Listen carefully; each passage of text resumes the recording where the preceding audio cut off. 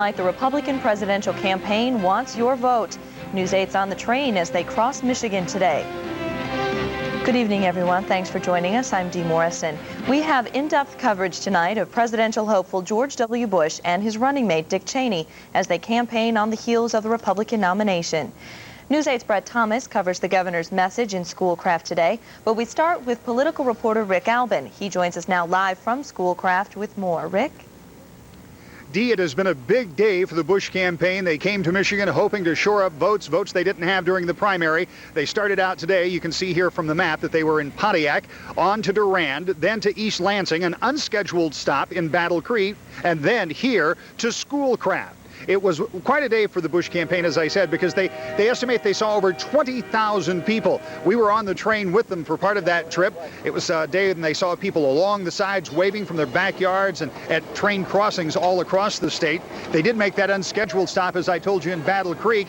It was about a 10-minute stop there. That stop was unscheduled, but there were plenty of people on hand anyway, and consequently, the Bush campaign was happy when this day came to an end here in Schoolcraft. And for that part of the story, News 8's Brett Thomas is here. Brett, you were here for most of the afternoon, and it was a big show. When we got here, we were on the train. We pulled right up here. I looked out and I said, there aren't this many people who live in Schoolcraft. There certainly aren't this many people that live in Schoolcraft. It was a giant show as far as the Bush campaign is concerned. There are 1,517 people that live in this small town. It's never looked bigger. Today those numbers swelled to 6,000, maybe 7,000 people, all out here to get a look at George W. Bush. At 1 o'clock this afternoon, the crowd was 40 deep, all of them waiting to get in. At 2 o'clock, the gates were opened and everyone began to settle in. But like a lot of these political events, there was a lot of hurry up and wait going on. The Bush campaign was behind schedule. At 3 o'clock, rally was pushed back to 3:30, then 4, then finally 4:30. The train rolled into Schoolcraft. The crowd went wild. They've been waiting hours for this. Flanked by Dick Cheney, George W. Bush rolled into Schoolcraft to a highly excited crowd. Vote. By the way, we're here asking for the vote. We're here asking for your help, and let me tell you what we've seen. We're going to carry Michigan come November. The last two elections, Bill Clinton and now Gore walked away with Michigan. George W. Bush thinks this time it'll be different. Today, Bush hammered Clinton for vetoing the repeal of the marriage penalty tax. The issues are becoming clear after that decision today. And because of the inaction of my opponent, it is clear they want to take the side of big government. We want to take the side of American families, and that's the right place to be.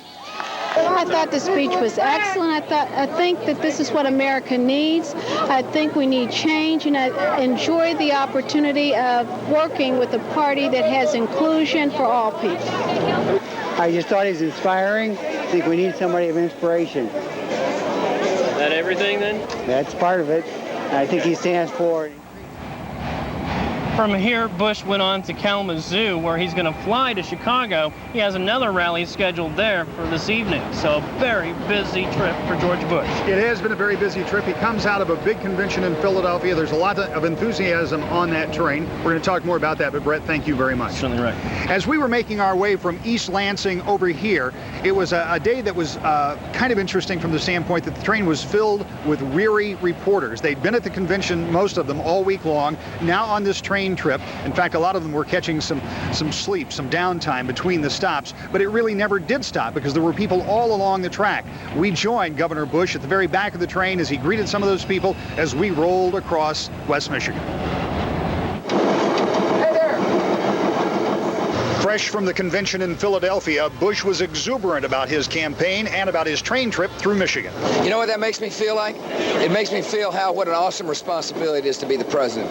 People respect the office of the presidency, and they need to respect the office of the presidency. They come out to say hello to the next president, and it just makes me feel great. It's such a huge honor that people take time to come out and say hi, and they're anxious to wave and say hello. It's such a touching experience for me. How important is it that you win Michigan in the general? Well, I think Michigan's going to be one of these states that a Republican has done poorly in the past that I believe I can win. And when I do, it's going to help propel me to the presidency.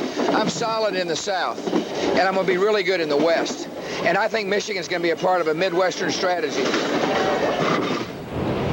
And that's exactly what Bush is hoping for. He's going to spend a lot of time in Michigan. In fact, one operative said he'll be here every other week. That may be overstating it a bit, but the governor is going to concentrate very heavily on Michigan. He's going to concentrate very heavily on Ohio and Pennsylvania as well. So there will be a whole lot more campaigning during the 2000 cycle.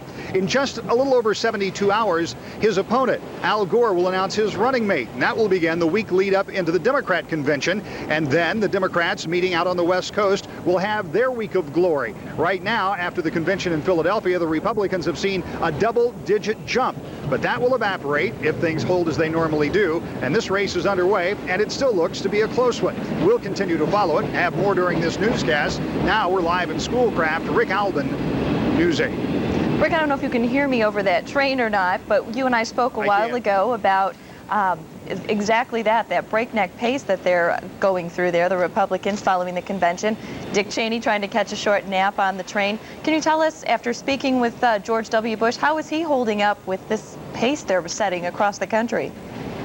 I suspect that there will come a time, Dee, where he'll want to sit down and perhaps lay down and take a nap. But remember, he's running on pure adrenaline. They came out of a carefully scripted convention that went almost exactly the way they wanted it to go. After that, they got on this tour. The Bush operatives say that they saw at least 20,000 people in Michigan alone today, give or take on the estimates, but they were big crowds. There were big crowds all along the way. We were in Lansing, Battle Creek, and then here in Schoolcraft, and they are really exuberant. The governor showed no signs of being at all tired. In fact, he was almost emotional from time to time. You'll see that in some of our later pieces from our one-on-one interview on the train. All right, thanks, Rick. We'll see you again about 6:30. You bet. Friends. Watching Channel 3, where news comes first. This is News 3 at 11. Hello, West Michigan. I'm Diane Daniels. Thanks for joining us. And I'm Gordon Boyd. First at 11, does the fast track to the White House begin on a train through what has been Clinton country? Well, Republican George W. Bush is betting on it, launching a whirlwind weekend through the Midwest this afternoon right in our own backyard. A vision of stagecraft and statecraft in Schoolcraft. Bush-Cheney Express actually pulls in more than an hour and a half late, but once here, the crowd gets a full plate. Our priorities are our faith. Our priorities are our families. And our priorities a country we love more than anything called America. He stands for everything I do. You see, I believe in truth. The speech is standard stump, but shorter, and shorter still on specifics, stronger on mood than method. On education? I don't want to federalize the school systems in America. We trust local people. We trust local people to make the right decisions for the schools. And on defense? Our military is low on parts, low on pay, low on morale, and that's not right. So who's to blame? You know, we've all gotten a little tired of the Clinton-Gore routine, that when we take over, we will, in fact, establish the kind of government that our kids and our grandkids can be proud of. A tone that's in tune with Schoolcraft's rally Republicans.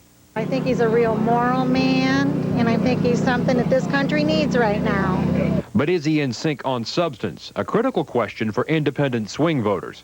I like it so far. I think he offers more than Gore at this point. A critical answer for the campaign, for if Bush can sway more Tammy Wests. We're going to carry Michigan come November. Republicans lost Michigan to Bill Clinton in '92 and '96. Bush himself lost the primary to McCain back in February. But the polls now show him with double-digit leads over Al Gore among white, married, working women and elderly women, groups that Clinton carried very strongly only 4 years ago.